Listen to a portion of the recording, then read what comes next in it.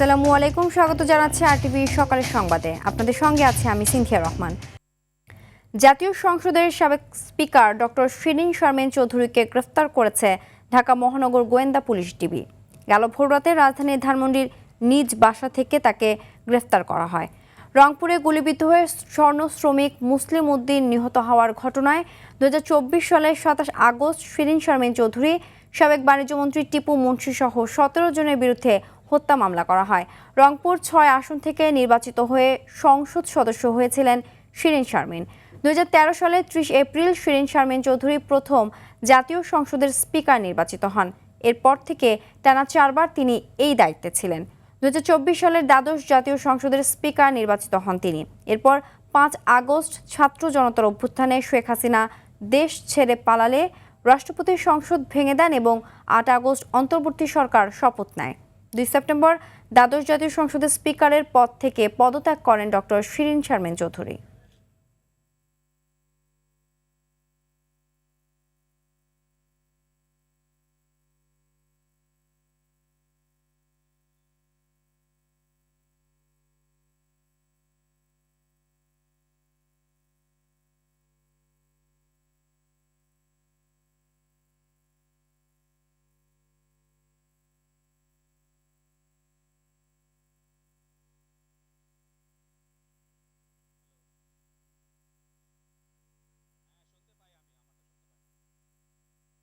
দর্শক, এই মুহূর্তে মিন্টু রোড ডিবি কার্যালয়ের সামনে থেকে সরাসরি যোগ দিচ্ছেন সহকর্মী জাহিদ রহমান। জাহিদ, ডক্টর শিরিন শারমিন চৌধুরীকে কখন নাগাদ কোর্টে নেওয়া হতে পারে জানাবেন?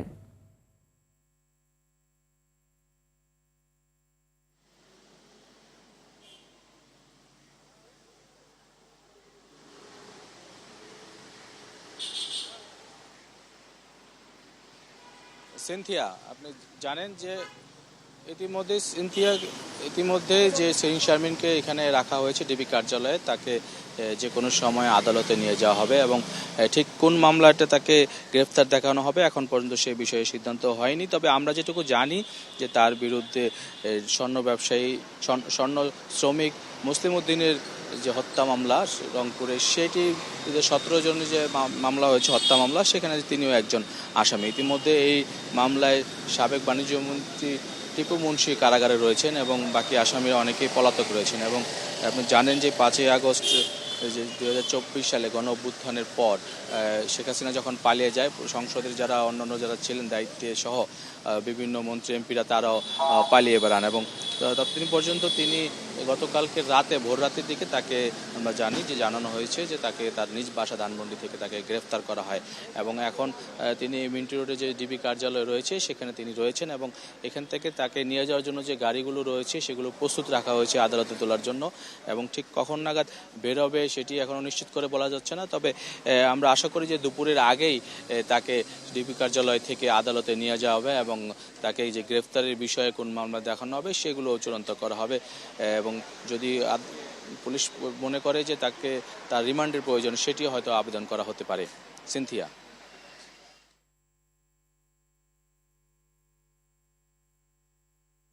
ধন্যবাদ।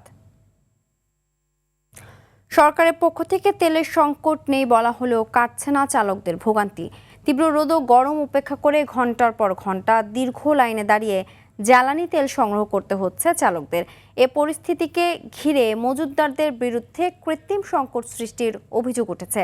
অন্যদিকে আতঙ্কিত হয়ে অতিরিক্ত তেল মজুত করার প্রবণতার অভিযোগ রয়েছে গ্রাহকদের বিরুদ্ধেও। রাজধানী সহ সারা দেশের পেট্রোল পাম্পগুলোর এমন দৃশ্য চোখে পড়ছে। অন্যদিকে জ্বালানির অভাবে কিছু পাম্প সাময়িকভাবে বন্ধ রাখা হয়েছে। দ্রুত সমস্যা সমাধানে সরকারের হস্তক্ষেপ কামনা করেছেন ভোক্তারা।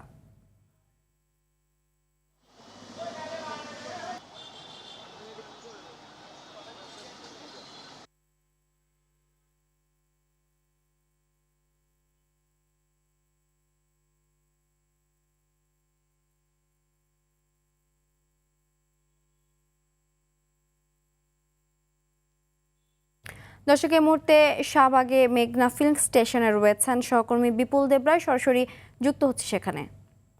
বিপুল, তেল নিয়ে সাধারণ ক্রেতারা কি বলছেন, আর সেই সাথে কোনো সংকট রয়েছে কিনা জানাবেন?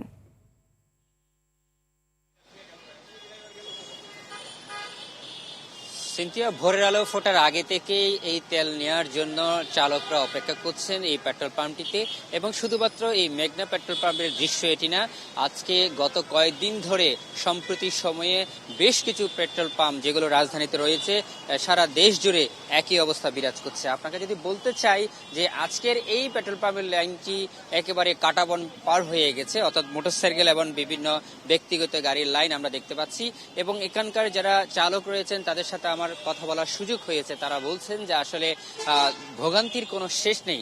সরকারের পক্ষ থেকে পর্যাপ্ত পরিমাণে তেলের মজুদ থাকা সত্ত্বেও বা বলা হলেও সেটির কোনো কার্যকর পদক্ষেপ তারা দেখতে পাচ্ছে না, তারা এমনটা আমাদেরকে জানিয়েছেন। সে সাথে তারা বলছেন যে বিশেষ করে যারা রাইড শেয়ার করে তাদের সংসার চালাতে অনেকটা কষ্ট হচ্ছে, কারণ তাদের দিনের অর্ধেকটা সময় এই তেল নিতে গিয়ে তাদের অতিবাহিত করতে হচ্ছে। এবং সেই সাথে তারা বলছেন যে আসলে এই প্রতিনিয়ত প্রতিদিন 2 লিটার তেল বা 3 লিটার তেলের জন্য যে দীর্ঘ একটা সারি এবং ধরতে হচ্ছে এবং জীবনের দিনের যে অর্ধেক সময় চলে যাচ্ছে, এতে করে তারা যেরকম পারিবারিকভাবে ক্ষতিগ্রস্ত হচ্ছেন, তারা আর্থিকভাবে ক্ষতিগ্রস্ত হচ্ছেন, সেই থেকে তারা মানসিকভাবে ক্ষতিগ্রস্ত হচ্ছেন বলে আমাদেরকে জানিয়েছেন।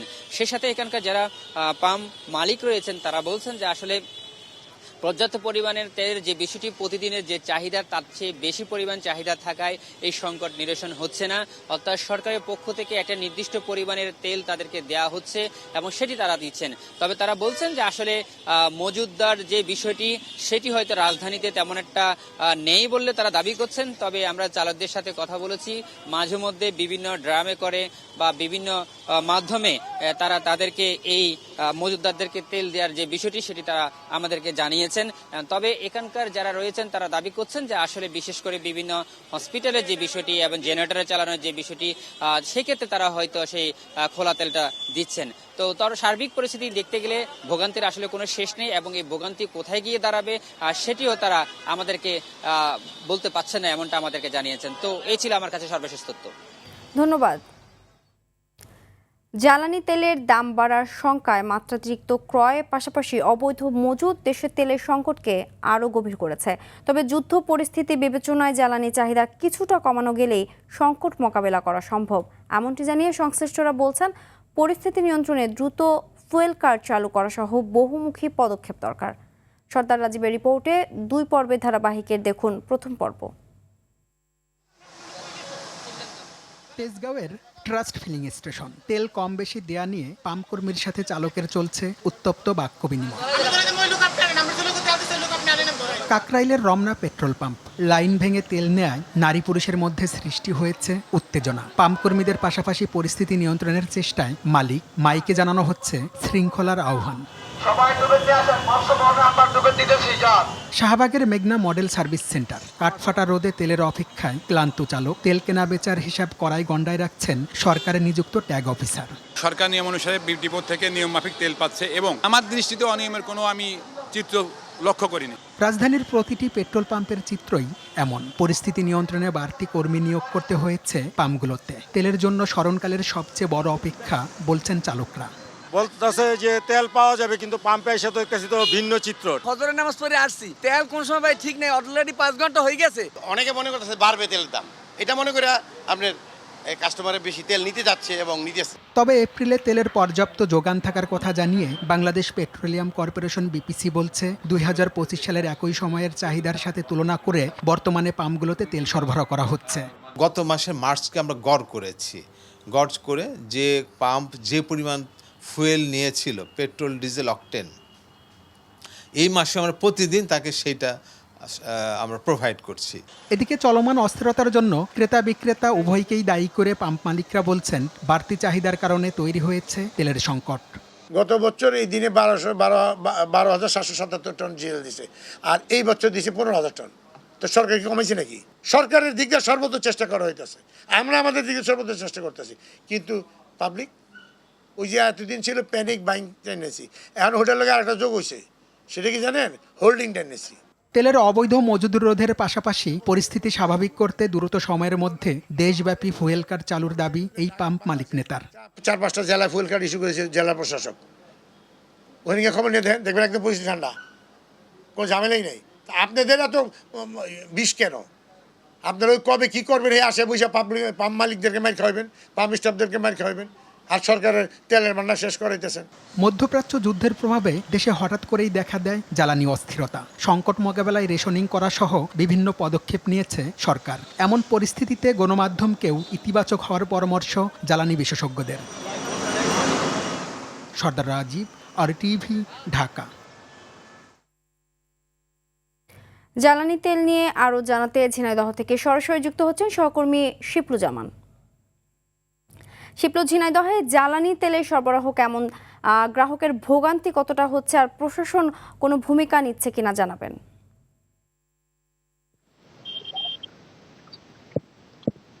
সিনথিয়া, ঝিনাইদহে 36টা ফিলিং স্টেশনে কিন্তু সকাল থেকে একই চিত্র দেখা দিয়েছে। কোনো কোনো আমি সকাল থেকে বেশ কয়েকটি ফিলিং স্টেশনে ঘুরে দেখেছি যে কোনো কোনো পাম্পে কিন্তু পর্যাপ্ত পরিমাণে তেল নাই। ঝিনাইদহ জেলায় 36টা ফিলিং স্টেশন আছে, তবে খুলনা, পদ্মা, মেঘনা, যমুনা থেকে পর্যাপ্ত পরিমাণে জ্বালানি তেল চাহিদা না দেওয়ার কারণে কিন্তু বিশেষ করে পেট্রোল অক্টেনে কিন্তু তীব্র সংকট দেখা দিয়েছে। দর্শক, আপনাদেরকে RTV ক্যামেরার মাধ্যমে দেখানোর একটু চেষ্টা করছি। যে দেখেন যে আমি দাঁড়িয়ে আছি একটা ফিলিং স্টেশনে ঝিনাইদহ জেলার। এই ফিলিং স্টেশন অত্যন্ত পুরাতন ফিলিং স্টেশন। এখানে দীর্ঘক্ষণ লাইনে দাঁড়িয়ে কিন্তু প্রায় 2 কিলোমিটার ধরে কিন্তু মোটর বাইকরা কিন্তু তারা দীর্ঘ তেলের জন্য অপেক্ষা করছেন, এবং তারা এই তেল চাহিদা মতো তারা কিন্তু এখান থেকে কিন্তু তারা পেট্রোল অক্টেন পাচ্ছেন না। তো একদিন পেট্রোল, একদিন ডিজেল, একদিন অক্টেন এরকম তেল সরবরাহ দেওয়া হচ্ছে বলে এমনটি অভিযোগ করেছেন। আমি কথা বলেছি ঝিনাইদহ জেলা প্রশাসকের সাথে। তিনি জানিয়েছেন যে বাইকরা একের অধিক কিন্তু তারা জ্বালানি তেল সংগ্রহ করছে করে গ্রামগঞ্জে তারা কিন্তু চড়া মূল্য, খুচরো মূল্য দামে কিন্তু এই তেল বিক্রি করছে এমনটি অভিযোগ উঠেছেন। তবে প্রশাসনের পক্ষ থেকে গ্রামগঞ্জে মোবাইল টিম পরিচালনা করা হচ্ছে। গতকাল ঝিনাইদহের কালীগঞ্জ উপজেলায় একটি দোকানে বেশ কিছু পেট্রোল পাওয়া গেছে, আপনারা দেখতে পাচ্ছেন। তো আমরা কথা বলবো একজন বাইকারের সাথে, তিনি RTVতে জানাবেন যে আপনি কখন আসছেন, আপনি তেল পাচ্ছেন কিনা। আমি আসছি সকাল 8:30টার দিকে, এখনো তেল পাই না। সামনে আমার অনেক সিরিয়াল আছে, 10-12টা গাড়ি আছে, হয়তো পেতে পারি। না, চাহিদা মতো পাচ্ছি না। আজকে 300 টাকা দিচ্ছে শুনলাম, আমি এখনো পাই নাই 300 টাকা। আমি একটা ছোটখাটো জব করে একটা। তো আসলে সব থেকে বড় কষ্ট হচ্ছে যে এখানে এরি ধানের চাষ হুমকির সম্মুখীন হয়ে দাঁড়িয়েছেন, এবং চলতে থাকলে অবস্থা আরো ভয়াবহ আকার ধারণ করবে। সিনথিয়া, এই ছিল আমার কাছে জেলা থেকে সর্বশেষ সংবাদ। ধন্যবাদ। দেশের বিভিন্ন হাসপাতালে শিশু ওয়ার্ডে হামের লক্ষণ সহ নিউমোনিয়া নিয়ে চিকিৎসাধীন রয়েছে অসংখ্য শিশু। চাঁদপুর সরকারি জেনারেল হাসপাতালে হামের উপসর্গ নিয়ে ভর্তি হওয়া এক শিশুর মৃত্যু হয়েছে। তবে হাসপাতাল কর্তৃপক্ষের দাবি, হার্টের সমস্যা ও শ্বাসকষ্ট নিয়ে শিশুটির মৃত্যু হয়েছে। সোমবার দুপুরে মাহিয়া নামের 1 বছরের শিশুটি মারা যায়। হাসপাতালের জরুরি বিভাগ থেকে তথ্য নিশ্চিত করেছে। চাঁদপুর সদর ও হাইমচর উপজেলাকেও রেড জোনের আওতায় আনা হয়েছে।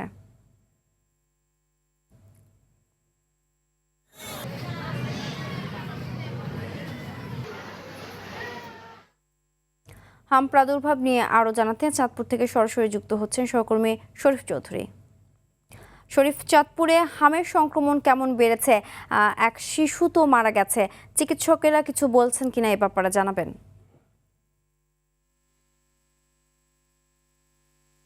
কিন্তু আপনি যেমনটি বলছিলেন, আসলে চাঁদপুরও হামের রোগীর সংখ্যা দিন দিন বৃদ্ধি পাচ্ছে।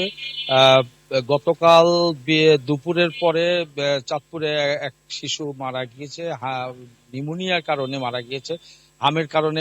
তবে ডাক্তাররা বলছে যে শ্বাসকষ্টে মারা গেছে। তবে জিনিসটা অভিভাবকরা বলছেন নিউমোনিয়ার উপসর্গ নিয়ে তাকে হাসপাতালে ভর্তি করা হয়েছিল, যদিও তাকে অবস্থা অবনতির কারণে তাকে রেফার করা হয়েছে যে পথের মধ্যে মারা যায়। তো এই নিয়ে চাঁদপুরে সদর হাসপাতালে কোনো রোগী না মারা গেলেও চাঁদপুরে হামের উপসর্গ নিয়ে 4 জনের মৃত্যু হয়েছে এই পর্যন্ত। তবে এখন পর্যন্ত চাঁদপুরে আমি খবর নিয়েছি যে চাঁদপুরে 1.5 শতাধিক শিশু ওয়ার্ডে ভর্তি হয়েছে বিভিন্ন হাম এবং নিউমোনিয়া সহ বিভিন্ন উপসর্গ নিয়ে। তার মধ্যে আইসোলেশনে, অর্থাৎ হামের উপসর্গ নিয়ে আইসোলেশনে 20 জন শিশু চিকিৎসা নিচ্ছে। এছাড়াও বিভিন্ন স্থানে হামের বেশ কয়েকজন শিশু, মানে 1.5 শতাধিক শিশুই চাঁদপুর সদর হাসপাতালে ভর্তি রয়েছে। এদিকে গত 2 দিনে হামের যে উপসর্গ দিয়ে যে টিকা দেওয়া হচ্ছে, সেই টিকা গত 2 দিনে প্রায় 11,500 টিকা দেওয়া হয়েছে। যদিও এখানে চাঁদপুর জেলায় 72,000 3,800 শিশুকে টিকা দেওয়ার টার্গেট রয়েছে এবং 75,000 টিকা মজুদ রয়েছেন, এমনটি জানিয়েছেন সিভিল সার্জন কার্যালয় থেকে। আর একটি কথা বলে রাখছি যে চাঁদপুরে হামের যে চিকিৎসা, সেটা কিন্তু রোগীর সংখ্যা বেশি থাকাতে অনেকে মেঝেতে চিকিৎসা নিচ্ছে। তো এই ছিল চাঁদপুরের হামের শিশু রোগীর বিষয় নিয়ে সর্বশেষ। সিনথিয়া, ধন্যবাদ। দালাল চক্রে অতিষ্ঠ বরগুনার পাথরঘাটা স্বাস্থ্য কমপ্লেক্সে সেবা নিতে আসা রোগীরা। হাসপাতালটিতে যথেষ্ট সুযোগ সুবিধা থাকার পরও রোগীদের অনেকটা টেনে হিচড়ে বেসরকারি ক্লিনিকে নিয়ে যায় তারা। এতে হয়রানির পাশাপাশি স্বাস্থ্য কমপ্লেক্সে থাকা সরকারি পরীক্ষা নিরীক্ষা থেকেও বঞ্চিত হচ্ছেন রোগীরা। বরগুনার পাথরঘাটা থেকে তাহিদুল ইসলাম শুভর পাঠানো তথ্যচিত্রে আরও জানাচ্ছেন আব্দুল হামিদ। সরকারি নিয়ম অনুযায়ী কোনো হাসপাতালের মধ্যে দালালদের প্রবেশ সম্পূর্ণ নিষিদ্ধ। তাদের ঠেকাতে রয়েছে 7টি নির্দেশনাও। তবে বরগুনার পাথরঘাটা উপজেলা স্বাস্থ্য কমপ্লেক্সের চিত্র পুরোপুরি ভিন্ন। আমি চাকরি করি, হাসপাতালটিতে দালালদের যন্ত্রণায় অতিষ্ঠ রোগীরা। প্রেসক্রিপশন টানাটানি থেকে চটকদার অফার নিয়ে রোগীদের বিভ্রান্ত করছে অন্তত 28টি বেসরকারি ক্লিনিকের দালালরা। রোগীদের অভিযোগ এসব চক্রের সঙ্গে অনেক চিকিৎসকও জড়িত। হাসপাতালের জনবল সংকটের সুযোগও নিচ্ছে এই দালাল চক্রের সদস্যরা। এতে সরকারি সেবা থেকে বঞ্চিত হচ্ছেন নিম্ন আয়ের মানুষ। যেখানে আমাদের 300 টাকায় হবে, ওইখানে চাইছে 1400 টাকায়। মহিলা ছিল, আপনাদের দেখে তারা পালিয়ে গেছে। ক্লিনিকের দালাল সব মহিলা, সব অনেক মহিলা ছিল। অনেক ক্লিনিক তৈরি হওয়ার কারণে তাদের রোগী অ্যাট্রাকশন করার জন্য, টেস্টের জন্য তারা এখন প্রতি ক্লিনিক থেকে একজন লোক এই পাথরঘাটা স্বাস্থ্য কমপ্লেক্সে নিয়োগ করেছেন। এখানে জনবলও কম, আর যারা চিকিৎসক আছে তারা মূলত হাসপাতালে চিকিৎসা আছে, তারা ক্লিনিকেই আসলে তারা সময় দেয় বেশি, যার কারণে মানুষ ভুক্তভোগী যারা পেশেন্ট যারা তারা আইসিআর জরুরি বিভাগে সেবা পায় না। হাসপাতালটিতে দালালদের দৌরাত্ম্যে অতিষ্ঠ চিকিৎসকরাও দিয়েছেন প্রতিরোধ করার প্রতিশ্রুতি। হাসপাতালে অফিস চলাকালীন বা অন্যান্য সময়ে যে বাইরে ল্যাব ডায়াগনোসিসের কোনো লোকজন ঢুকতে পারবে না, এই ব্যাপারে স্যারের নোটিশ করছেন। দালালদের পাশাপাশি নামে বেনামে গড়ে ওঠা বেসরকারি ক্লিনিকের বিরুদ্ধেও ব্যবস্থা নেবে প্রশাসন, এমনটি প্রত্যাশা রোগী ও স্বজনদের। আব্দুল হামিদ, RTV। আন্তর্জাতিক প্রসঙ্গ। সময় ফুরিয়ে যাওয়ার আগে চুক্তিতে না এলে এক রাতেই ইরানকে নিশ্চিহ্ন করে দেবে যুক্তরাষ্ট্র। মঙ্গলবার ইরানের বিষয়ে জানাতে হোয়াইট হাউসে এমন হুমকি দিয়েছেন মার্কিন প্রেসিডেন্ট ডোনাল্ড ট্রাম্প। পাল্টা জবাবে যুক্তরাষ্ট্রকে আত্মসমর্পণের আলটিমেটাম দিয়েছে তেহরান, নইলে মার্কিন মিত্রদের পাথর যুগে পাঠিয়ে দেওয়ার হুঁশিয়ারি দিয়েছেন দেশটির পার্লামেন্ট স্পিকারের উপদেষ্টা মাহাদি মোহাম্মদী। এমন পরিস্থিতিতে হরমুজ প্রণালী ইস্যুতে আজ ভোট নেওয়া হবে জাতিসংঘের নিরাপত্তা পরিষদে। বিস্তারিত বিনিয়ামিনের রিপোর্টে।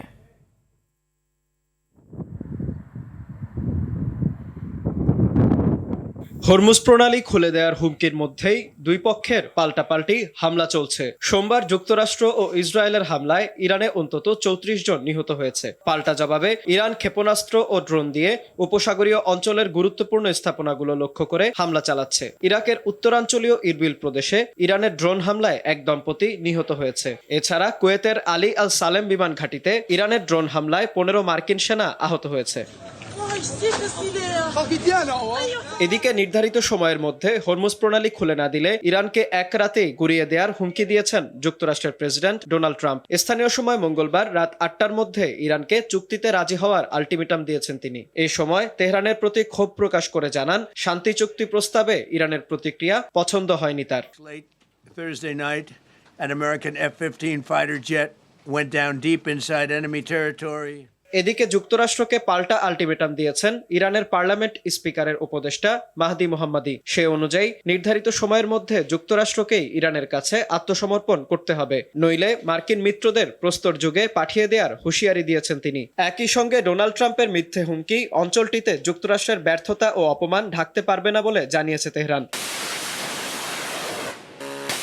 এদিকে ইসরায়েলের হামলায় লেবাননে মানবিক সংকট আরো গভীর হয়েছে। জাতিসংঘ জানিয়েছে দেশটিতে এখনো পর্যন্ত প্রায় 11 লাখ মানুষ বাস্তুচ্যুত হয়েছে। এদের মধ্যে 1 লাখেরও বেশি মানুষ আশ্রয় কেন্দ্রে থাকলেও অস্থায়ী ও অনিরাপদ পরিবেশে বসবাস করতে হচ্ছে অধিকাংশ মানুষকেই।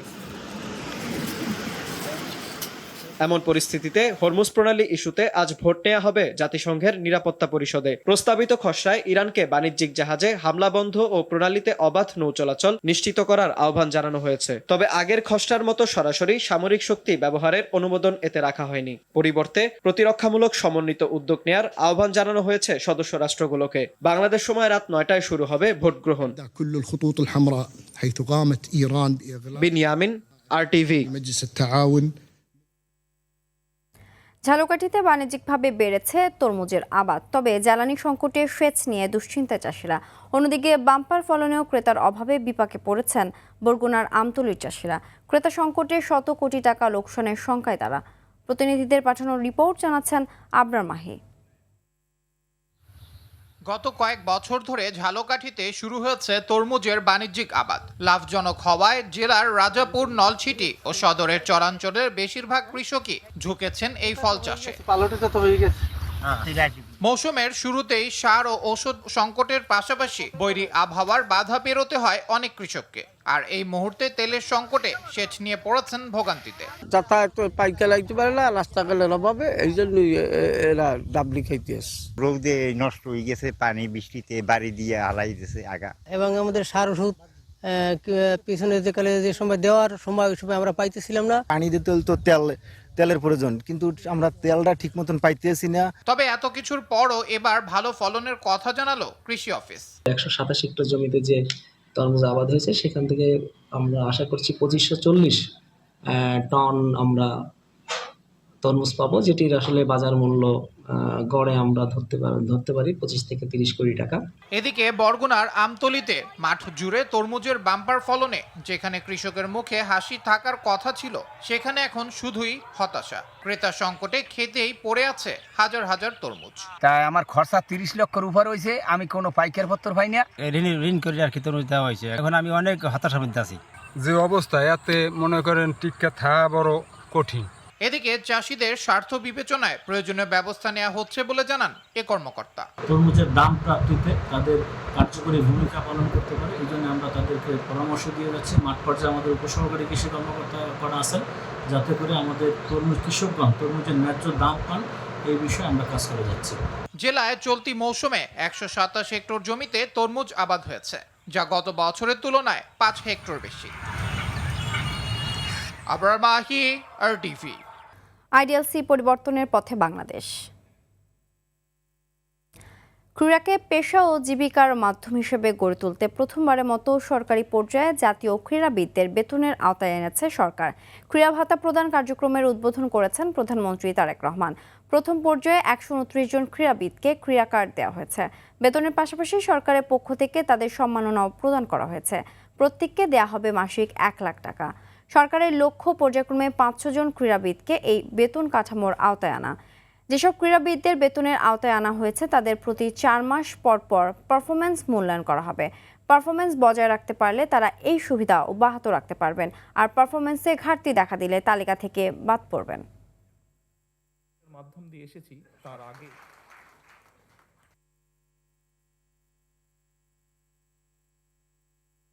আবারও আন্তর্জাতিক প্রসঙ্গ।